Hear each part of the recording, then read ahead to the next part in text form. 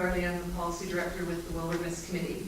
And when I thought about why is green electricity important, it's important because we know we have to move towards a more sustainable and less consumptive lifestyle. But it's also important to remember as we look back on the past 18 months and 24 months that people won't support green energy if it means lower environmental standards, if it means that we have no provincial planning such as we have today, if it means erosion of the public good, or that massive industrial projects like Butte Inlet are marketed as green.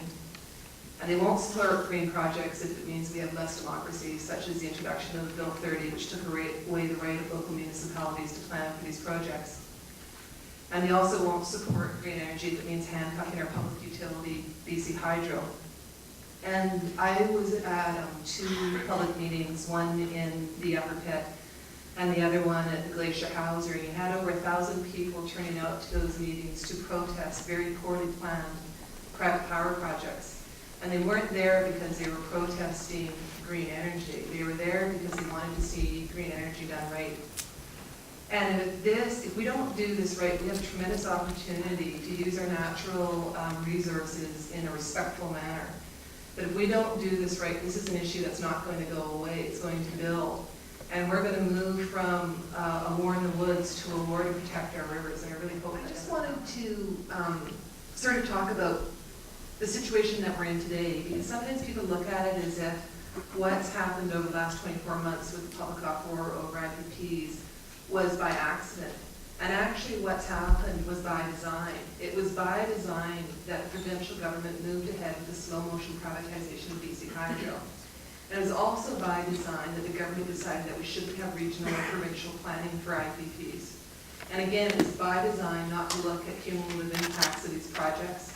And also it was very much by design not to have meaningful public engagement. And that was guaranteed when they gutted the environmental assessment process. And it was also by design with this provincial government to lower environmental standards around the province, not only relating to our rivers. And I think about the only thing that wasn't by design was the public's reaction to these initiatives. And I think that's what we're seeing today, and that's why we're at this table. And so what I'd say for steps for moving forward is actually reversing all of these things, these government initiatives that were by design. Let's have more public control. Let's have regional planning. Let's look at the assessment of cumulative impacts. Let's have meaningful public engagement.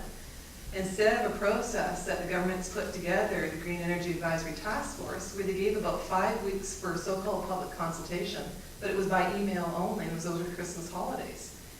And let's have a high environmental standards. And I really truly believe that if you moved in that direction, you'd still have, you wouldn't have unanimous public support of development, but I think you'd have far less strength than you have today.